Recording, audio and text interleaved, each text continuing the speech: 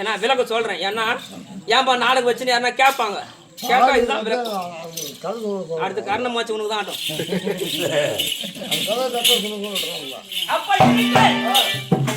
அந்த காட்டிலேயே மாடு மாடுகளை வைக்கக்கூடியவனை கோபாலக்கண்ணு மத்தால் அடிபட்டவன். அவனை நினைத்து நீ இவ்வளவு கவலைப்படுகிறாய். தம்பி தம்பியே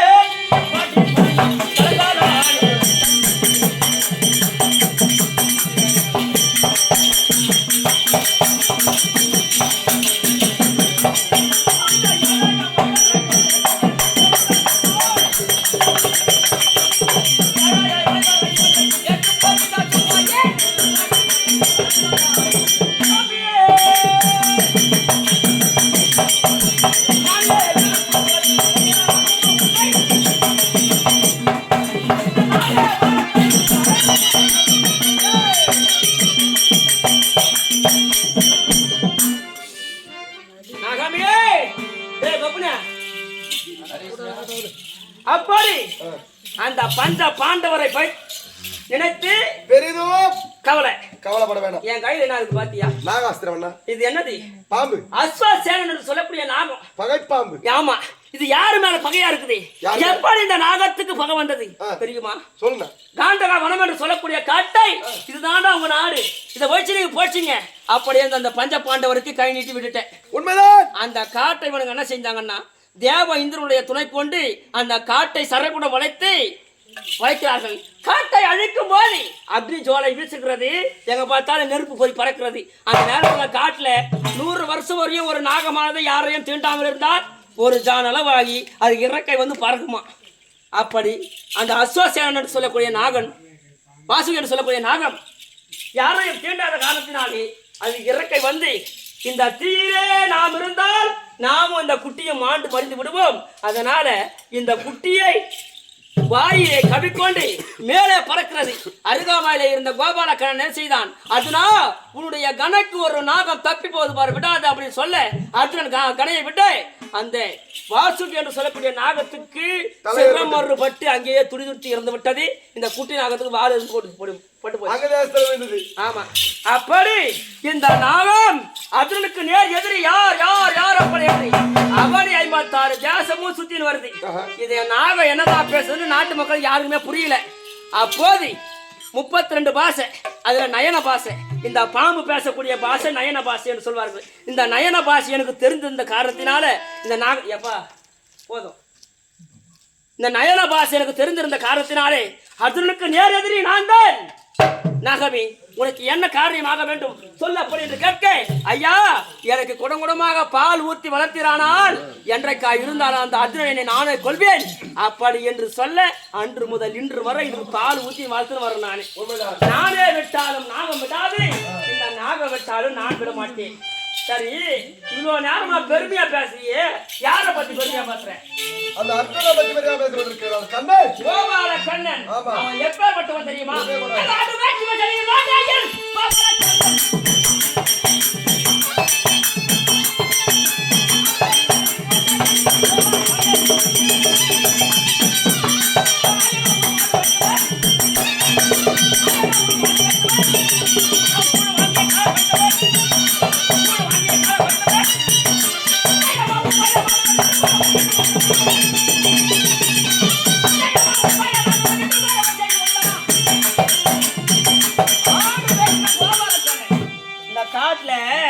ஆடு மாடு மேய்க்கிற வேலை செய்யறான் யாரு?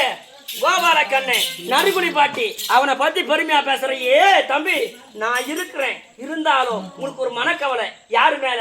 யாரு மேல? அந்த பஞ்சவர் மேல. அந்த பஞ்ச பாண்டவர் எப்பேற்பட்டவர் தெரியுமா? எப்பேற்பட்டவர்?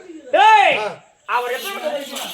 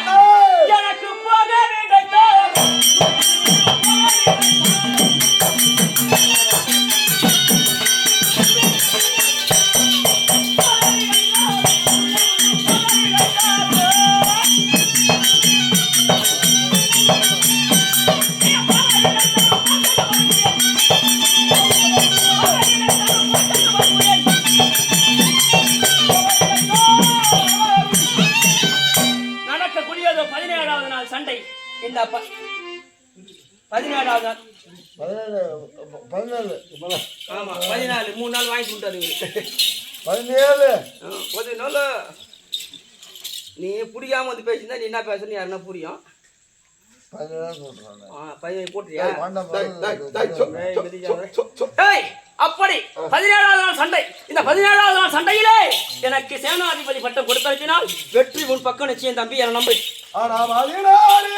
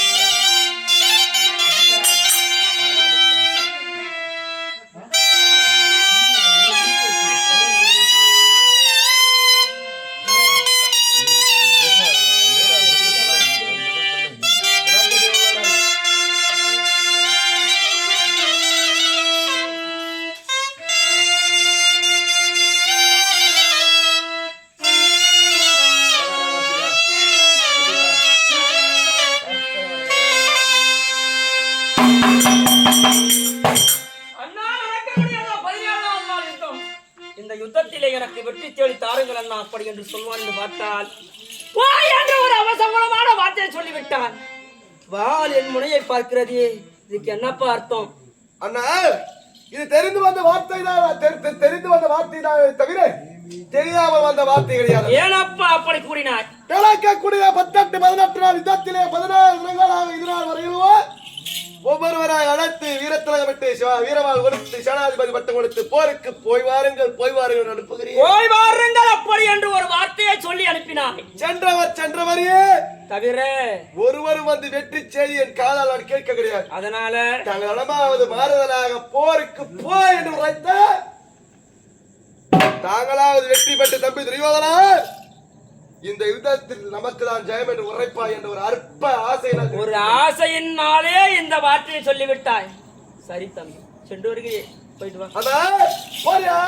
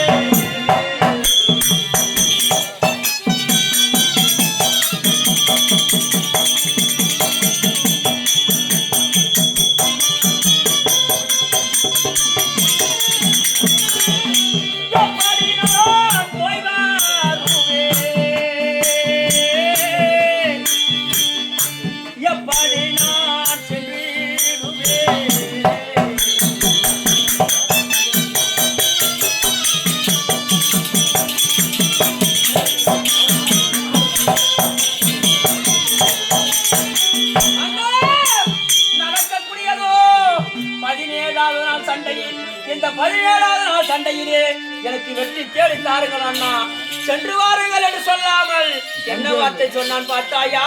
போய் வா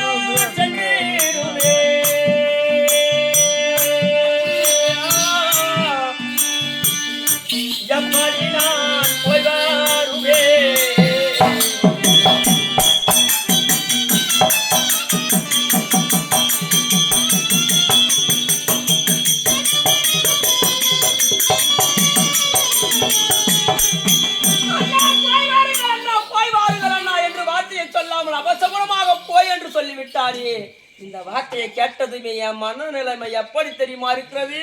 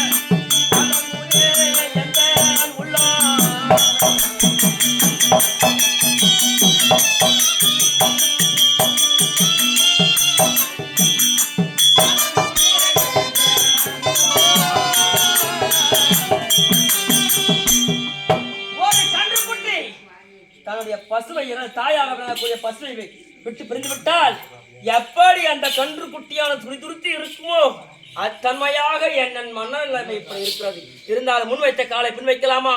போருக்கு போவதாண்டு முடிவெடுத்து விட்டாச்சு, போக வேண்டும். புறப்படு.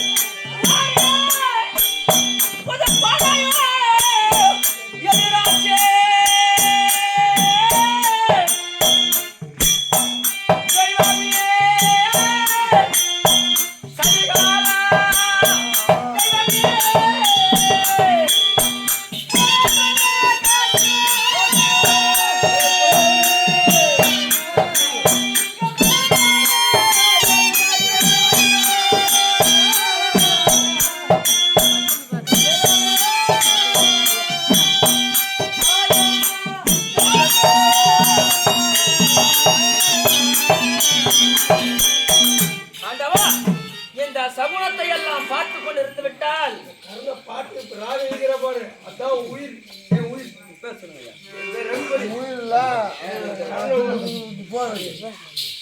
இன்னும் தேவர்களே பேரு புகழோடு வாழ்ந்திடக்கூடிய நமக்கெல்லாம் தந்தையாக விளங்கக்கூடிய ரகுபதி என்று சொல்லக்கூடிய தந்தை இந்த நேரத்திலே இந்த கர்ணன் வேலை தடுத்திருக்கக்கூடிய அடியானை வாழ்த்தி 51 ரூபாய் வாரி வழங்கியிருக்கிறார். அன்னார் கறக்க பாலும் எடுக்க செல்வமும் ஒன்றுமே என்ற குறைவிலக்காய் என்றென்றும் சுக ஜாதியாக வாழ வேண்டும் என்று எல்லாம் வல்ல கண்ணபிரானை வேண்டிக் கொள்கிறோம். சுபோஜயம்.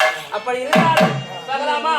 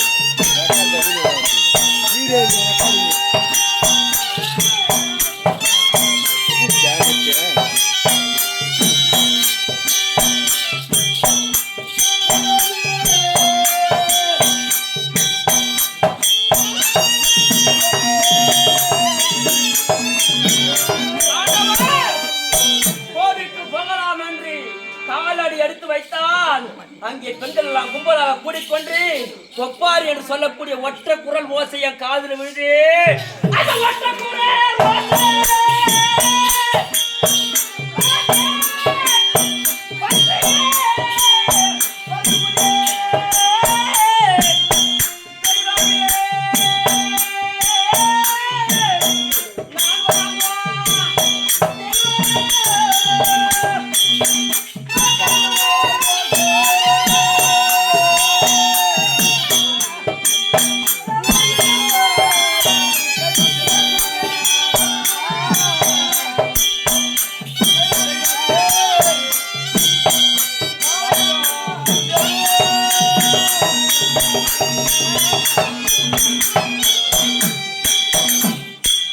இந்த ஒற்றை குரல் ஓசை என்று சொல்லக்கூடிய ஒப்பாரி சத்தம் கேட்கிறது.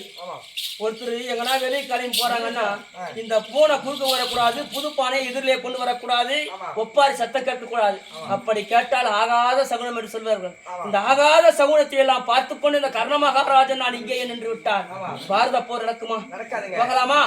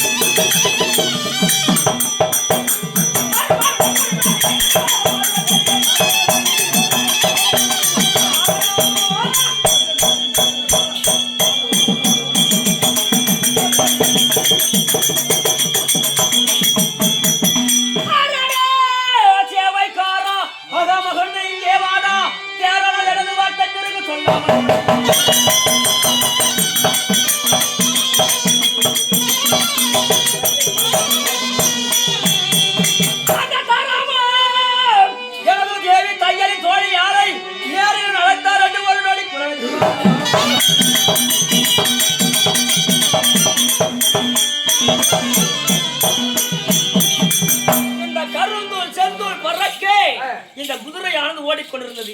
சற்றே நின்ன காரணம் என்ன? அது தெரிகிறது. ஒற்றை தீபம். அந்த ஒற்றை தீபம், அந்த ஒற்றை தீபம் இருக்கக்கூடிய நாடு என்ன தெரியுமா? அதுதான் விதர்ப்ப நாடு. அதுதான் மானங்கட்ட மாமியார் வீடு. ஏன்னா மாமியார் வீட்டு பத்தி நிறைய பேர் பெருமையா சொல்லி கேள்விப்பட்டிருப்பாங்க. ஏன் மாமியார் வீட்டு போனா கரிசோறு போடுவாங்க, நல்லா நல்லா கவனிப்பாங்க. அதனால மாமியார் வீட்டை பத்தி நிறைய பேர் பெருமையாக பேசி கேள்விப்பட்டிருக்கலாம். ஆனா மானங்கட்ட மாமியார் வீடு எங்க வீடு ஏகப்பட்ட பேர் சிரிக்கிறாங்க. பல வீட்டு அப்படிதான் இருக்கும் போது நம்மளும் தெரியல.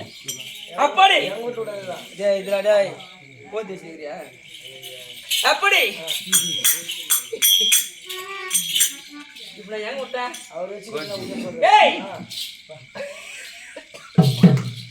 என் வாய் ஏன்டா கலரு ஜோம்புங்க டேய். கொஞ்சமா குடியில ராவா குடிக்கூடாதுன்னு சொன்னாங்க அதான்.